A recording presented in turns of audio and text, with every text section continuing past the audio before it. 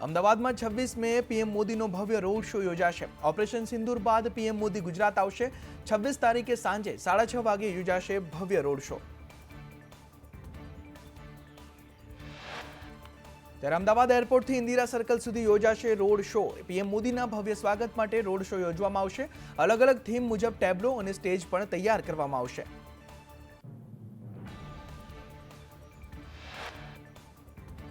રોગચાળાને કાબુ લેવા માટે ગાંધીનગર મહાનગરપાલિકા ડ્રોનની મદદ લેશે। ગાંધીનગર મનપા દ્વારા ડ્રોન દ્વારા દવાનો છંટકાવ કરવામાં આવશે। 69.70 લાખના ખર્ચે ડ્રોન દ્વારા દવાનો છંટકાવ કરાશે। ઊંચી ઇમારતો અને તળાવોમાં ડ્રોનની મદદથી દવાનો છંટકાવ કરવામાં આવશે। જીપીએસસી પરિણામોને લઈ લાલજી દેસાઈએ બેઠક બોલાવી। પાટીદાર આગેવાન દિનેશ બામણિયાએ પ્રતિક્રિયા આપતા કહ્યું કે વિદ્યાર્થીઓને થતા અન્યાય પર લડવાની જરૂર છે। રજૂઆતના બદલે આંતરિક વિવાદ થાય તેવો પ્રયાસ કરવામાં આવી રહ્યો છે।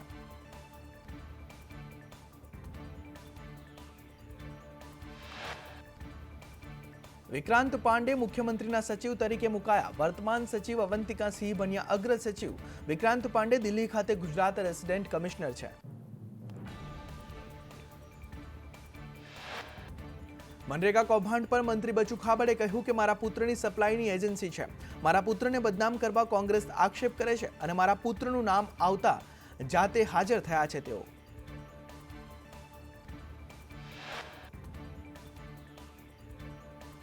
આમોદના પુરશા ગામે સરપંચ સામે અવિશ્વાસની દરખાસ્ત। લખીબેન પરમાર વિરુદ્ધ અવિશ્વાસની દરખાસ્ત પસાર થઈ। સરપંચ સભ્યોને વિશ્વાસમાં ન લેતા અવિશ્વાસની દરખાસ્ત। ટીડીઓ અને અન્ય અધિકારીઓની હાજરીમાં બેઠક યોજવામાં આવી।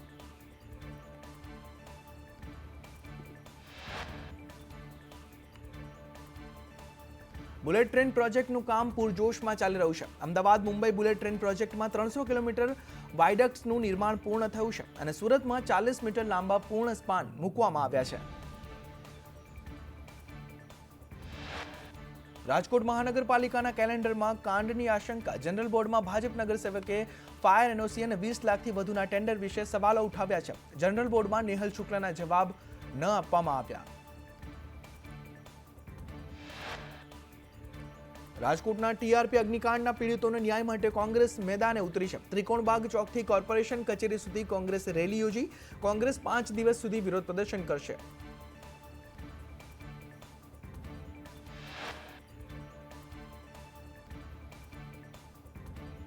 રાજકોટ મેયરને વિપક્ષ નેતા વશરામ સાગઠિયાએ અલગ અલગ 21 મુદ્દાઓને લઈ આવેદનપત્ર આપ્યું। ટીઆરપી અગ્નિકાંડ, ટીપી શાખામાં ભ્રષ્ટાચાર, ફાયર વિભાગમાં ભરતી સહિતના મુદ્દે રજૂઆત કરી અને અગ્નિકાંડના જવાબદારને સજા મળે તેવી પણ માંગ કરવામાં આવી। મનરેગા બાદ ડીસામાં રેન બસેરામાં કૌભાંડના આક્ષેપ। રેન બસેરા બનાવ્યા વગર જ 36.50 લાખ ચૂકવણું થયું। જિલ્લા આયોજન મંડળીની ગ્રાન્ટ ચાઉ થયાના આક્ષેપ થયા છે। ટીડીઓ અને ચીફ ઓફિસર સામે ભ્રષ્ટાચારના આક્ષેપ। અમદાવાદમાં રેશન કાર્ડમાં ઈ-કેવાયસી ન કરનાર સામે કાર્યવાહી। આરોગ્ય વિભાગના આસિસ્ટન્ટ ફૂડ કંટ્રોલરે કહ્યું કે અમદાવાદના 75,000થી વધુ રેશન કાર્ડ હોલ્ડ પર મુકાયા છે અને હોલ્ડ પર મુકાયેલા રેશન કાર્ડ ધારકોને અનાજ નહીં મળે। અંબાજીમાં મનપસંદ નાસ્તાની દુકાન ફરી વિવાદમાં આવી। વાંકાનેરના ભક્તોને દુર્ગંધ મારતી છાશ આપવામાં આવી। ભક્તોએ છાશ બાબતે રજૂઆત કરી।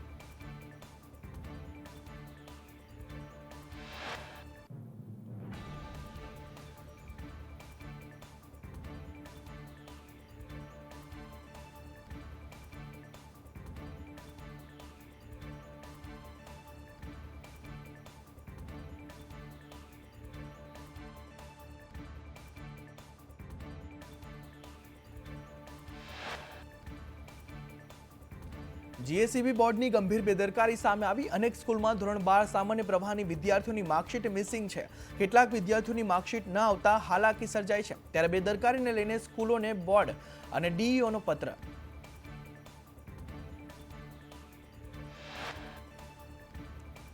ઓપરેશન સિંદૂર બાદ દરિયાઈ સુરક્ષામાં વધારો કરાયો। દ્વારકા જિલ્લાની દરિયાઈ સરહદમાં પોલીસનું પેટ્રોલિંગ છે।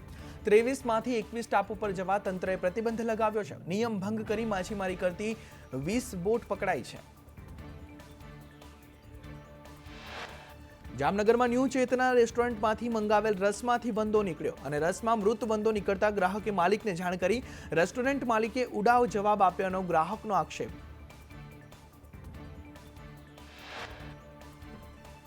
વડોદરામાં જાતિના દાખલા માટે નર્મદા ભવનમાં અરજદારોની લાંબી કતાર લાગી. છેલ્લા 8 દિવસથી અરજદારો ધરમધક્કા ખાઈ રહ્યા છે. ઓફિસ બહાર ભારે ગરમીથી અરજદારો પરેશાન છે. કચેરીમાં પંખા કે પીવાના પાણીની સુવિધા ન હોવાથી રોષ વ્યાપ્યો છે. ધરોઈ એડવેન્ચર ફેસ્ટ 23 મેથી શરૂ થશે. જમીન, પાણી, આકાશમાં 10 થી વધુ એક્ટિવિટી થશે. પ્રવાસીઓ માટે ટેન્ટ સિટી પણ ઊભું કરાયું છે. રૂપિયા 7,000 થી 350 સુધી રહેવા માટે વ્યવસ્થા કરવામાં આવી છે.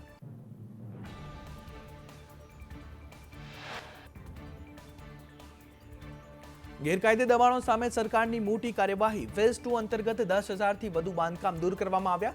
એએમસીએ કહ્યું કે ચંડોળા તળાવમાં 99% ગેરકાયદે દબાણો દૂર કરાયા છે. એએમસી એસ્ટેટ વિભાગની 7 ઝોનની ટીમ કાર્યરત છે. ચંડોળા તળાવ ડિમોલિશન મુદ્દે જેસીપી શરદ સિંઘલનું નિવેદન સામે આવ્યું. કહ્યું, ચંડોળા ફેઝ 2માં મોટાભાગના તમામ દબાણો દૂર થશે. સ્થાનિકોને પહેલેથી જ ઝૂંપડા ખાલી કરવા સૂચના આપવામાં આવી છે. અમદાવાદના ચંડોળામાં ડિમોલિશન પર કોંગ્રેસ એમએલએ શૈલેષ પરમારના સવાલ. પોલીસે ક્યારે રેડ કરી, કેટલું ડ્રગ્સ પકડ્યું તેના આંકડા જાહેર કરો.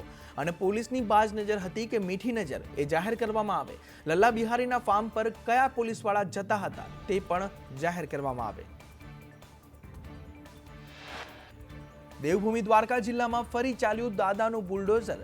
સલાયામાં અસામાજિક તત્વોના ગેરકાયદે દબાણ દૂર કરવામાં આવ્યા. પોલીસના ચુસ્ત બંદોબસ્ત વચ્ચે ડિમોલિશનની કામગીરી હાથ ધરવામાં આવી.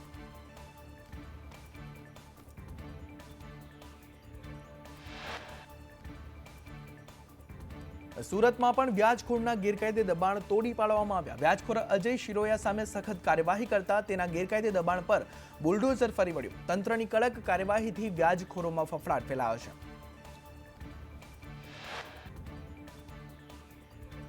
વાપીમાં ભંગારના ગોડાઉનમાં તોડી પાડવામાં આવ્યા. સલબાવ અને બલીઠા ગ્રામ્ય વિસ્તારમાં 50 થી વધુ ગેરકાયદે ભંગારના ગોડાઉનનું ડિમોલિશન હાથ ધરવામાં આવ્યું.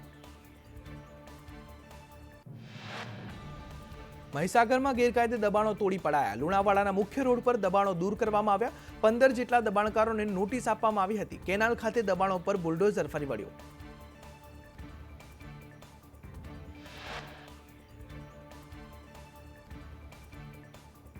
પાલનપુરમાં સીજીએસટી ઇન્સ્પેક્ટર હનુમાન બેરવા 2,000ની લાંચ લેતો ઝડપાયો. પોઝિટિવ રિપોર્ટ માટે ઇન્સ્પેક્ટરે લાંચ માંગી હતી. અરજદારના ઘરે જઈ ફોટા પાડી લાંચ માંગી હતી.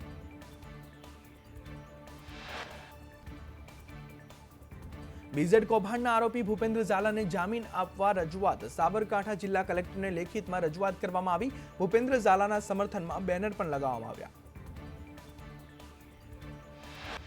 નર્મદામાં આરટીઈ કૌભાંડમાં આરોપી દર્પણ પટેલના આગોતરા જામીન નામંજૂર. કોર્ટે દર્પણ પટેલના આગોતરા જામીન નામંજૂર કર્યા છે. મુખ્ય આરોપી ફરિયાદના 15 દિવસ બાદ પણ ફરાર છે. સુરતમાં ગેંગરેપમાં ભાજપ નેતા આદિત્ય ઉપાધ્યાયના 4 દિવસના રિમાન્ડ મંજૂર. આદિત્ય ઉપાધ્યાય અને ગૌરવ રાજપૂતના રિમાન્ડ મંજૂર કરવામાં આવ્યા છે. આદિત્ય ઉપાધ્યાયની ગેરકાયદે હોટલ પણ તોડી પાડવામાં આવી છે.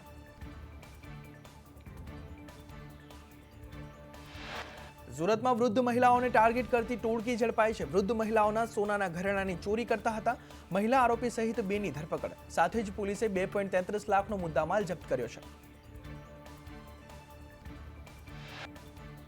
જસદણના વાતાવરણમાં એકાએક પલટો આવ્યો. અમરડી ગામે કમોસમી વરસાદ ખાબક્યો. વરસાદને પગલે પાક પલળી જતા નુકસાનની ભીતિ.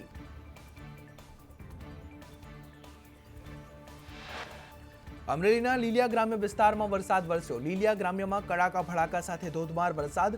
શેઢાવદર, કાંકરજ, પુંજાપદર ગામમાં પણ વરસાદ વરસ્યો. અમરેલી શહેર ગ્રામ્ય વિસ્તારોમાં ધોધમાર વરસાદ. વરસાદ પડતા લોકોને ગરમીથી મળી રાહત. વીજળીના કડાકા ભડાકા સાથે ધોધમાર વરસાદ વરસ્યો.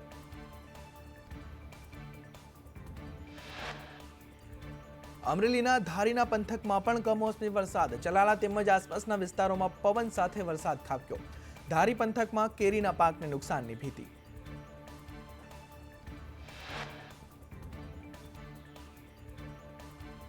બગસરા પંથકમાં પણ વરસાદ ખાબક્યો. જૂની નવી હળિયાદ, માણેકવાડામાં વરસાદ. ભારે પવન સાથે અને ગાજવીજ સાથે વરસાદ વરસ્યો.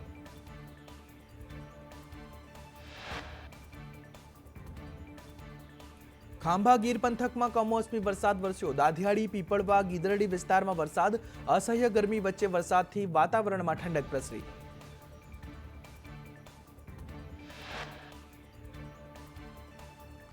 સાવરકુંડલામાં પણ ભારે પવન સાથે વરસાદ વરસ્યો. ઓડિયા, કાના તળાવ, નેસડી, બાઢડા અને સાવરકુંડલા શહેરમાં વરસાદી પવન સાથે વરસાદ ખાબક્યો હતો. કમોસમી વરસાદથી ખેતીના પાકોને નુકસાન થઈ રહ્યું છે. રાજકોટના જામકંડોરણા પંથકમાં વીજળીના કડાકા ભડાકા સાથે વરસાદ વરસ્યો. ધોધમાર વરસાદથી રસ્તા પર નદીઓ જેવા દ્રશ્યો જોવા મળ્યા.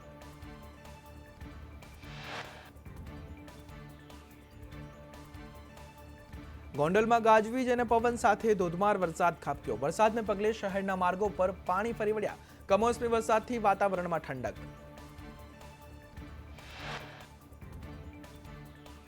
જેતપુર શહેર ગ્રામ્ય પંથકમાં કમોસમી વરસાદ વરસ્યો. મેવાસા, ખીરસરા, વીરપુર પંથકમાં વરસાદ વરસ્યો. અસહ્ય બફારા બાદ ધોધમાર વરસાદ ખાબક્યો. કમોસમી વરસાદથી ખેડૂતોની ચિંતામાં વધારો થયો.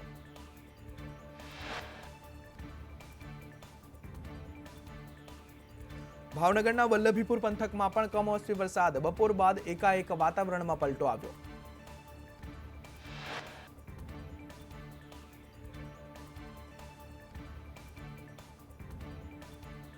બાવીસ થી 24 મે સુધી ગુજરાતમાં ભારે વરસાદની ચેતવણી. આઈએમડીના વૈજ્ઞાનિક નરેશ કુમારની આગાહી છે.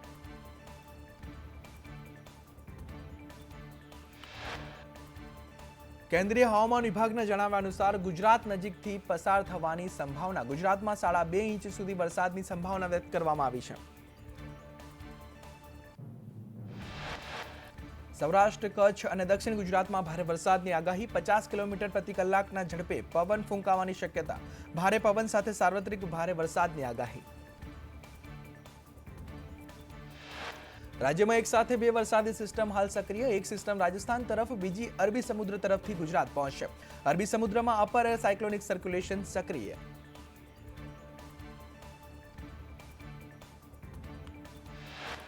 સાયક્લોનિક સર્ક્યુલેશન 22 મે આસપાસ લો પ્રેશરમાં ફેરવાશે. ચોમાસાને લઈને પણ દેશમાં પરિસ્થિતિ સાનુકૂળ છે. 4-5 દિવસમાં કેરળમાં ચોમાસાનું આગમન.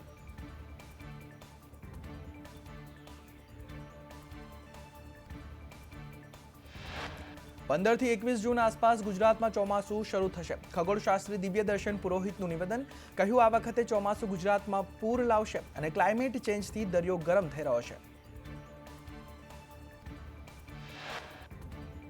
ખગોળશાસ્ત્રીના જણાવ્યા અનુસાર દિવાળી સુધી ચોમાસું ગુજરાતમાં રહેશે અને કોંકણથી ગુજરાતમાં ચોમાસું પ્રવેશ કરશે.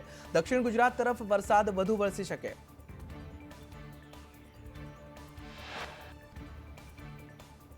વધુમાં કહ્યું કે રાજ્યમાં 25 થી 31 મે સુધી વાવાઝોડાની શક્યતા. કર્ણાટકની ઉપર એર સર્ક્યુલેશન ફરી રહ્યું છે. હાલ 50% જ વાવાઝોડાની શક્યતા છે.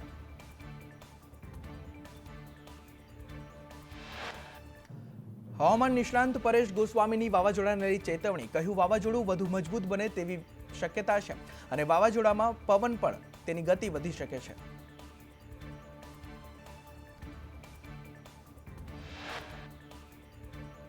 એંસી થી 100 કિલોમીટરની ઝડપે પવન ફૂંકાઈ શકે અને દરિયાકાંઠાથી નજીકમાં વાવાઝોડાની સિસ્ટમ સર્જાઈ શકે છે.